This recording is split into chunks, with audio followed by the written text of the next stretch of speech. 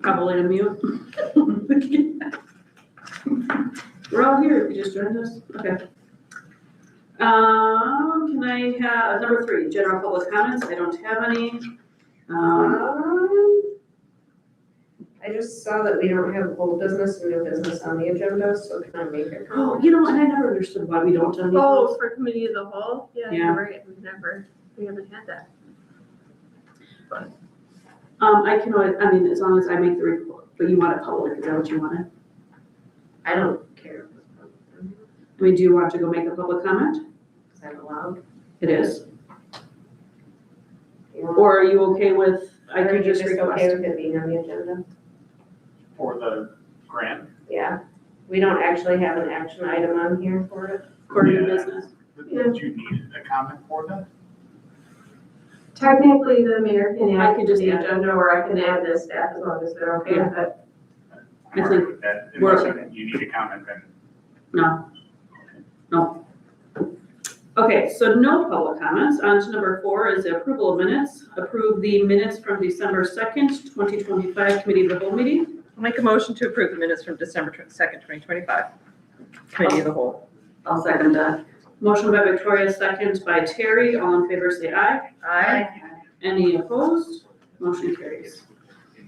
Number 5 is consider adding the recital of the Pledge of Allegiance at committee of the whole and city council meetings. Recommendation is discussion and action as appropriate. This was my idea. What prompted this? We say the Pledge of Allegiance at the school board meetings, and it feels fitting, and I felt like we've been missing out on that. It's also said at county board meetings, Yes. and committee meetings at the county level. I know we say it at the committee of the aging too, so Yeah. everybody does it. And it was always said before meetings. Yeah, I don't know when it fell off, but I just felt like we've been missing it, and I wanted to add it back on.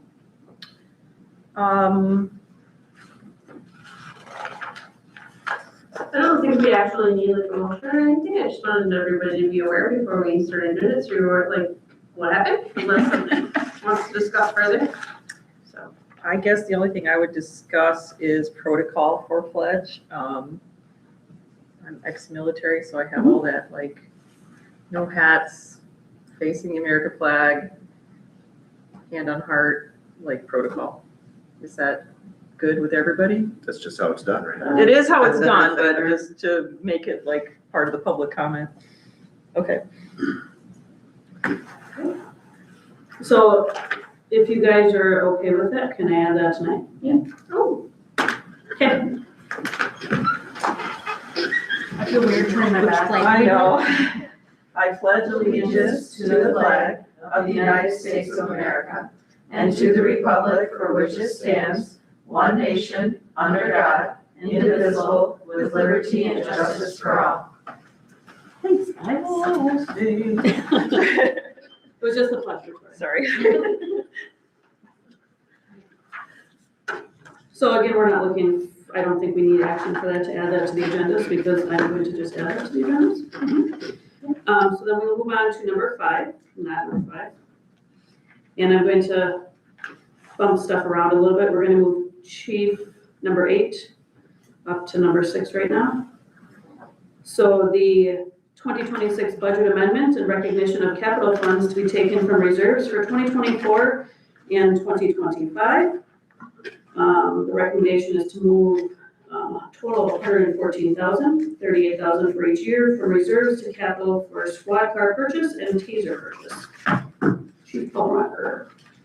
This is historically a capital fund addition annually, and that's in anticipation of replacement of squad cars, our portable radios and tasers. Currently, we've discovered, I guess perhaps through oversight, that money was not deposited in 24, 25, or now in 26, which is why this is necessary for us to be able to maintain what we've got. So just a point as to why the motion is kind of long there. Because it's the 2026 budget, you can make a motion to amend that budget, but because 24 and 25 are done, you can't actually amend the budget. However, you can basically note that you're aware that we're going to take the money out of reserve to cover that. And that can be done all in one motion, they don't have to be separate ones. You kind of wrote it as a paragraph motion. Okay. So this was normally a budgeted thing, This is typically part of the budget. but it has been overlooked for the past 3 years? Correct. And then this isn't an account balance that I'm provided with on a regular basis, which is part of the reason that it went unnoticed until now. And actually, it was this year when I was looking at how our squad car was purchased last year, or I should say in '25, that I'm like, why is it showing a debit in this line as if we had overdrawn it? And Jesse probably can explain better where the money was ultimately paid from to our vendor. But it was with that I said within it, clearly we haven't been receiving the money that should have been placed into that capital account. And for example, this was how it's normally budgeted. A squad is budgeted every 2 years, correct? So this isn't something new. This is something that they've had in place for quite a while to budget for a squad to rotate the 5. We have currently 5 squad cars, but historically we've maintained 4. Sure. Have they changed the amount that gets budgeted every year and at all ever? Not for several. I was gonna say, I think when I first started 6 years ago, they were putting $30,000 a year into the squad car replacement account. Current car prices and then the upfitting costs that go with that have ultimately made us place it at 35 currently. If you fast forward 2 or 3 years, I anticipate it probably being $40,000 a year, and I think that's what's in our capital improvement plan. What is an average squad cost now with all the upgrades? They're rolling as is the one we built in 2025, about $70,000, give or take 1,000. Yeah. So my anticipation is we would not cover a 27 squad car with $70,000 in our upfitting costs.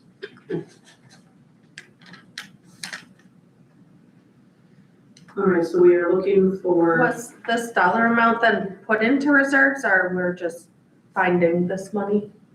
It needs to move from reserves, right? So we It wasn't- didn't put It wasn't anything- budgeted, It wasn't budgeted not that anywhere. I can find. this is still part of digging out from the last year. I know we Unfortunately. spoke about it, and so I always Yeah. thought it was being put in there. Right. So, yeah, that's what I was trying to suggest, is that we've definitely had these discussions before. This is nothing new.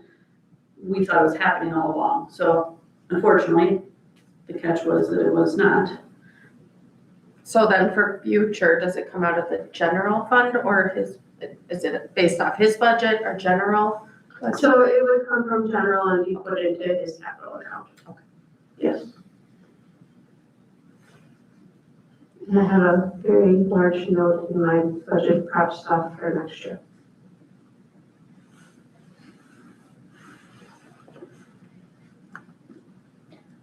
Okay, I'll make a motion to recommend to the common council to approve an amendment to the 2026 city budget, placing $38,000 into the police department's capital fund for reserves, and recognizing that $38,000 will also be moved into the fund for both the years 2024 and 2025, recognizing that these funds were unbudgeted at that time.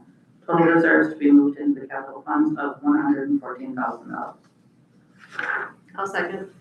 Motion by Terry, second by Sam. All in favor, say aye. Aye. Any opposed? Motion carries. Thank you.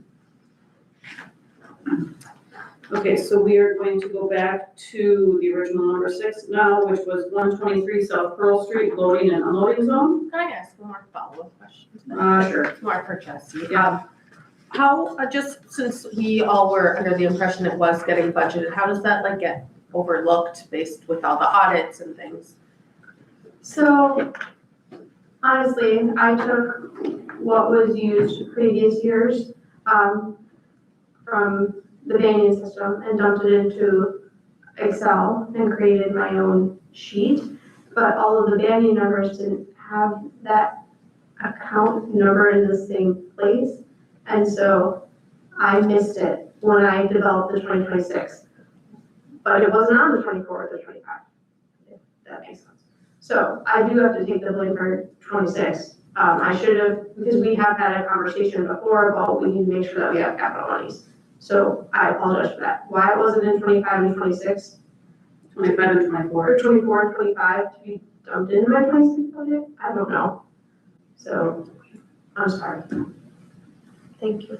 And it's hard to carry forward if it wasn't done for the last 2 years. That's not a hard miss. But unfortunately, but Thank you. I have to own that one. Okay, on to the 123 South Pearl Street loading and unloading zone. The recommendation is discussion and action as appropriate. You guys can see in the packet, background in 2019, the American House at the time. This is across the street from the post office. They requested that 2 parking spaces in front of the location be used specifically as a loading and unloading zone for ambulance and transport services. The property has since become vacant and the loading unloading zone really doesn't serve a purpose. So staff is asking council to allow this zone to be returned to the normal parking stalls, following the same guidelines of no parking from 2:30 to 5:30 a.m.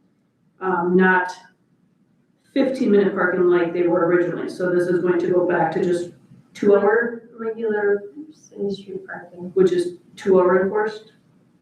I didn't think the side streets had There's a no time limit on There's not on the side side streets. streets, okay. I have to double check that with Scott. I don't believe that. Because there's the certain streets are zones, there's certain side streets they do in front of Mop Shop was 2 hours. That was a discussion last year, I believe, when we were talking about Okay. zones. So I would just clarify that, while it may not be 15-minute, If is there that is a time, only 2-hour zone? Yeah. it's a 2-hour zone. Okay, we'll get that for, next week for sure. When it says okay. So then, well, does anybody have any questions after I just rattled that off?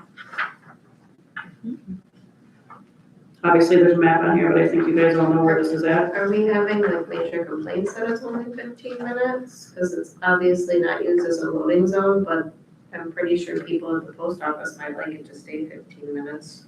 Well, there was no parking at all. Yeah, right now it's Right loading now and it's unloading. all- So it's 2 spots that nobody can park in.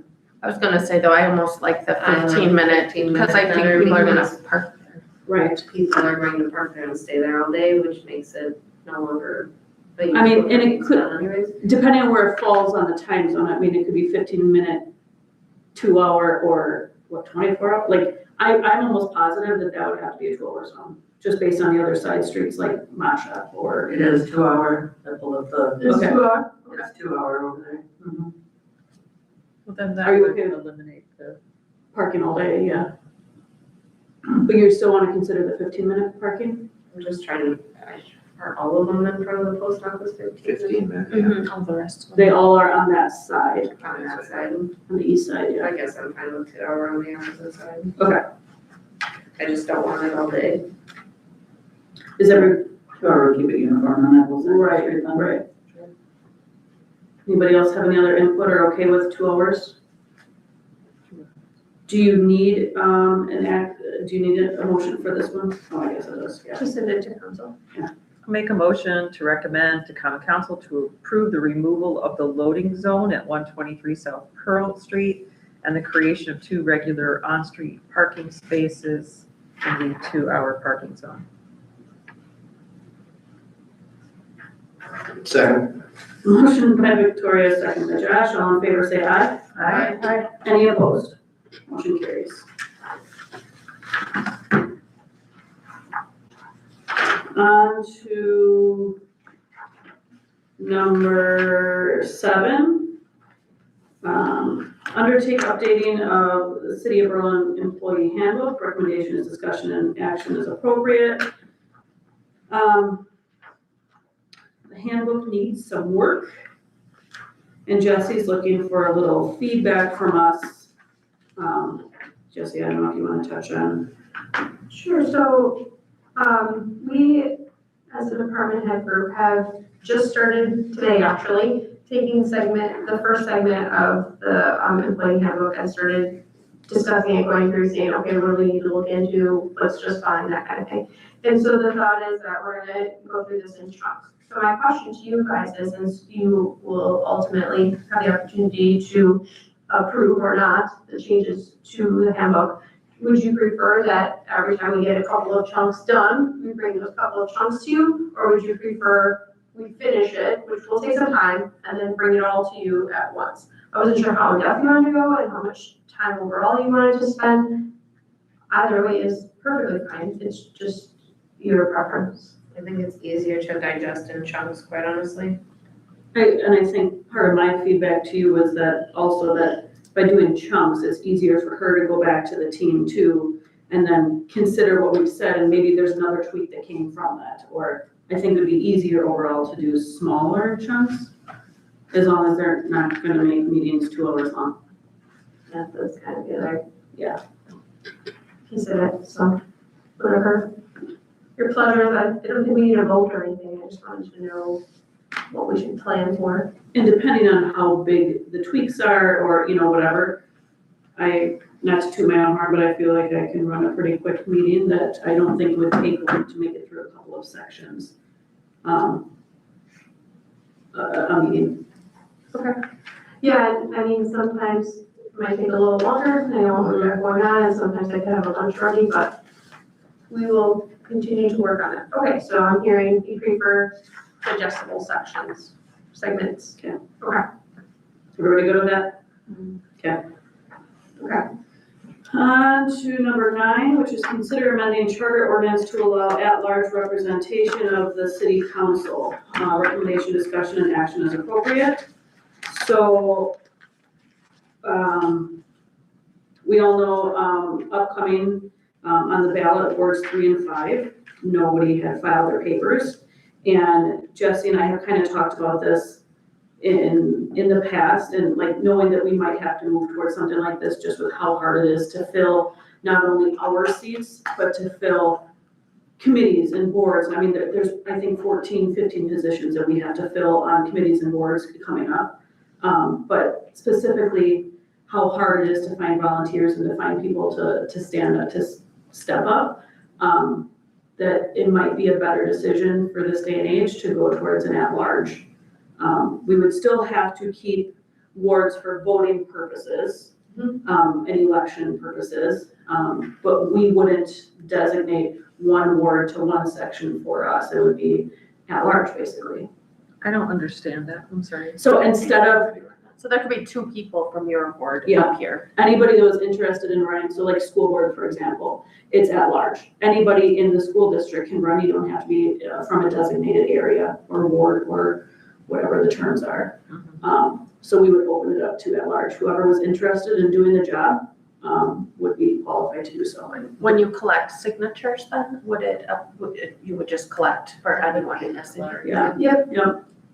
So it's just a thought, knowing that we're going into the next election and knowing that many of our wards in the past didn't have many running either, or much, much interest, if at any. Well, and we've faced the problem where we've had 2 really qualified candidates and we have to turn someone away when there's an open spot somewhere Right. else, and it's kind of heartbreaking. Exactly, yeah, when we had the space and we still needed the bodies, but we couldn't because of their location.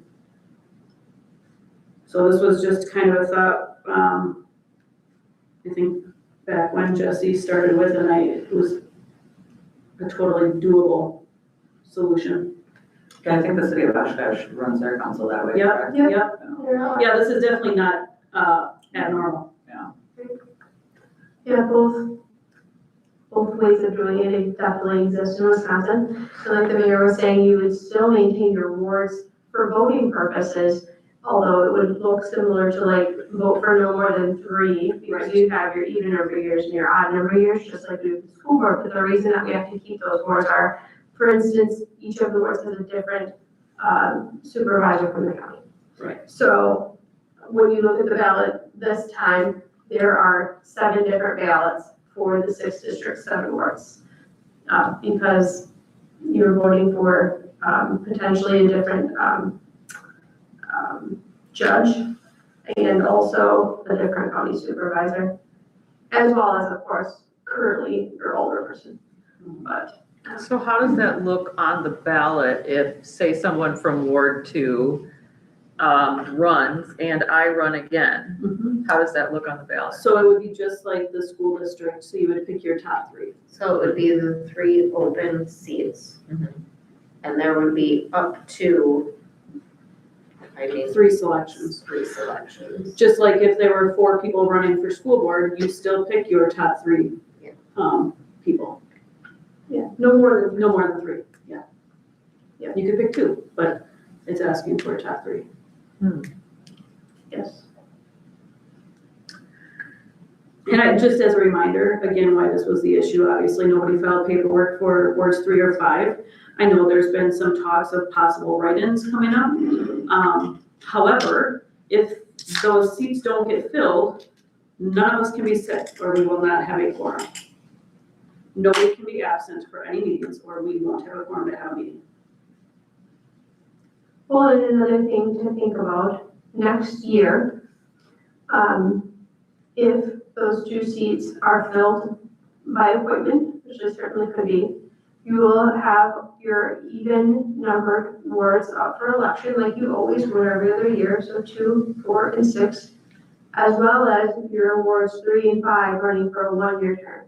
So you would have 5 of your 6 council positions on the ballot, anyway. And the mayor. I'm sorry? And the mayor. And the mayor, yes, thank you. So, Which is up for, Go for all guys. but, you know, whereas, and this is just a very precursory look at this. I simply reached out to the League of Municipalities because they're a really nice resource and asked that, like, I have not dug deep into this. I wanted to make sure that this was something that council was interested in before we, you know, spent a lot of time and money, but I do believe it's doable if the council. and it does say, with her guidance from the league, is that this will require 2/3 vote of council, publication in the paper, and a 60-day waiting period to allow residents to file a petition requiring the amendment to go to a referendum first before implementation. So how does this change? Right now, if a member or a citizen of Berlin wants to reach out, they go, who's my alder person? No, they don't. I was gonna say, I know, sometimes they do, sometimes they just go down the list and talk to all of them, I get it. Yeah. But right now, the way it is supposed to be that if someone's in Ward 2, they'd reach out to me and say, you're my alder person, whatever, right? Mm-hmm. So what would be the contact protocol? Do they all have to go through the mayor now because that's, No. or they just You reach call out to any- any alder person? I was always told the constituents could reach out to any of us. Mhm. I mean, just whether you're in your ward or not. And they have. Yeah. Oh, I Yeah. know. Yeah. Sure. I've not gotten calls from anyone in my ward, but plenty of Oh. your guys' wards. I swear my award the last few years, I was the only one ever contacted. Yeah. I was thinking Ward 6, they get all you guys first, before they get to me on the bottom. Right? Oh. I think they started from the bottom up when I was. Maybe that's what it is, because I'm near the top. And again, this was just trying to think ahead and think outside the box, knowing that we've had a lot of difficulties trying to fill positions. Well, honestly, I probably would have ran years ago, but Bobby was in Ward 2, and Bobby has, you know, ex-mayor, lots of name recognition. I'm like, no one's gonna vote for me. You know, Bobby's like Bobby, right? Like she's But everybody. if it would have been. Right, at large, I Yeah, could have yeah. run, yeah. And that's the case, they're like, Christina was talking about, you know, we had Terry and, Nathan. We had 2, you know, great qualified candidates, and we could only choose one. Mhm. However, we could have benefited from 2, so. And Nathan's still very strong, you know, Mhm. interested in, Mhm. in community service, so maybe that would bring him back, Or anybody for that matter. anybody, yeah. Yeah. I think it's a good idea. I honestly think we should maybe move on it as soon as possible, because if somebody does have a problem with it and they do want a petition to go to referendum, we would have time to get it on in November. Mhm. Okay, I think it's a good idea too. you're okay with that, then I will start working with our attorney and make sure. Do you want a motion for that, or no? I don't see it suggested, or maybe If it you was. want to make a motion to direct staff to continue looking into this, that would be great.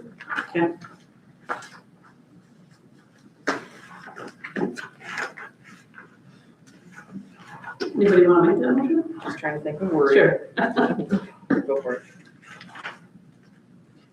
I'll make a motion to direct staff to continue researching with legal representation on changing the city of Berlin from direct board representation to at-large representation. Motion by Victoria, Second. second by Missy. All in favor, say aye. Aye. Any opposed? Okay, on to number 10, which is a request for proposals for the future of the Berlin Aquatic Center. Discussion and action is appropriate. So I tried to take what I thought were the 4 different options that you wanted in the RFP and start drafting that. This is rough. I admit it's not ready for prime time, but I wanted to make sure before I got too far down the road that I heard you correctly. There was a lot of conversation, and I just want to make sure that this was the intent, or if the council has thought some more and has, more clarification that they want or changes, we can certainly do that. I just was hoping for anything that you were hoping to see or don't want to see or anything like that, that I can address that sooner than later, and bring you back a document that will work. So I'm just looking for if there were concerns, questions, other thoughts, things that were missed, anything like that. For all the info we gave you, it's pretty well organized. I guess the only comment I'm going to throw in there is that you guys know I'm not a huge optimist. Listen, I over here.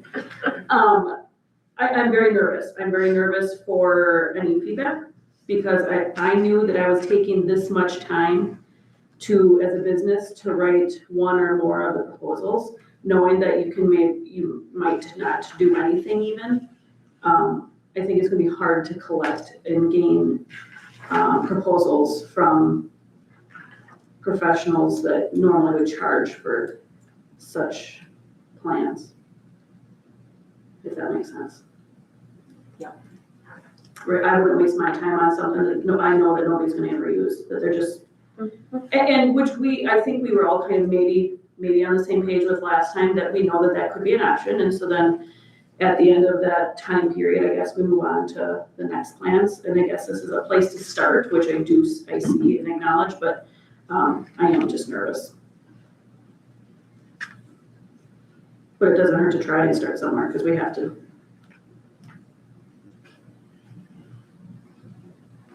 I guess I just would be surprised if we get anything back, but I felt that way when we started this, so.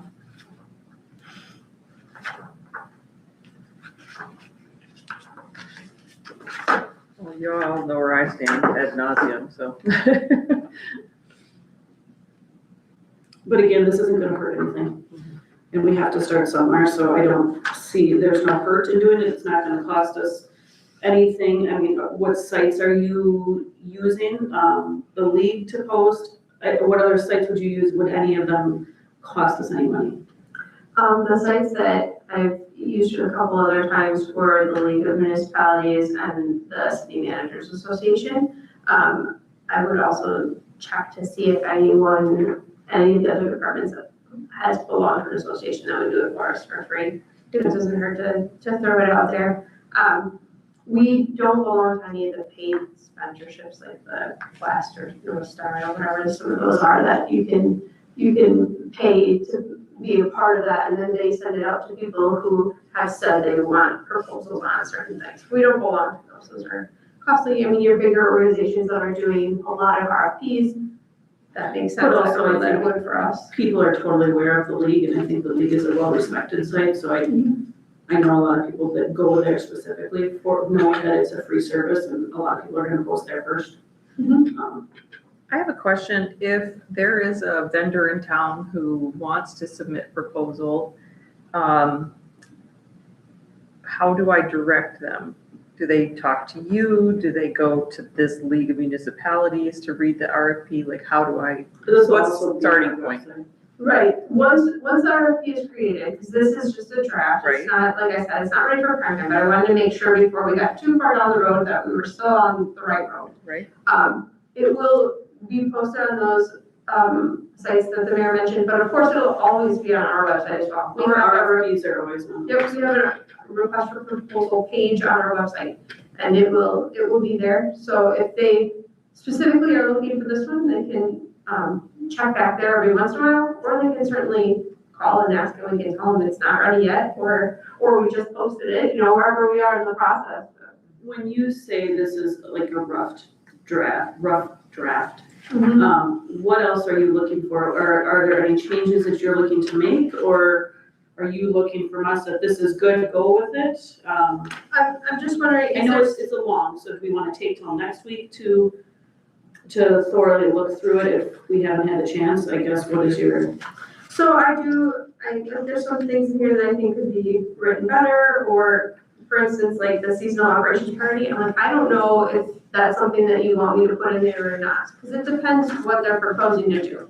For instance, if they're proposing to do the phased approach to getting, you know, over 5 years, well, maybe they can open it in year 2 or year 3, you know, I don't know. So there's different things to communicate, but if you have too much in here, if the stew is too full, then nobody's, you know, eating it, it's just too much. Do we, So, without me rereading all this, do we have verbiage in there stating that we have an engineering plan on Yes, file yes. and available? It's Is in it the there? opening paragraph. Okay. yeah, and then when you go through, what I tried to do is the things that were listed in there that needed attention, I tried to list those under the stuff that needs to repair that we want them to consider. It doesn't mean that I got absolutely everything, but I did try to do that, and I've asked staff to kind of look and make sure that they're comfortable that it's as comprehensive as we can be without being over the top, so. Yes. So if what I'm hearing is you want me to put this on again for next week, just for further discussion, and then if you have tweaks next week, then I can work on getting you a final draft. Sure. Is that what I'm hearing? Yep. Okay, then that's what we'll do. Thank you. On to number 11, which is looking for a motion to go into closed session pursuant to Wisconsin statute 19.851C, considering employment, promotion, compensation, and performance evaluation data of any public employee over which the governmental body has jurisdiction or exercises responsibility, and this is regarding the performance evaluation of the city administrator. So moved. I'll second. Motion by Victoria, second by Samantha. Is this a roll Yes. call, please? Boyd. Aye. Hill. Aye. Frisbee. Aye. Sorensen. Aye. Nigber. Aye. And Stubby. Aye. 6 ayes. Thank you. Motion passes to go into closed At at 7:30.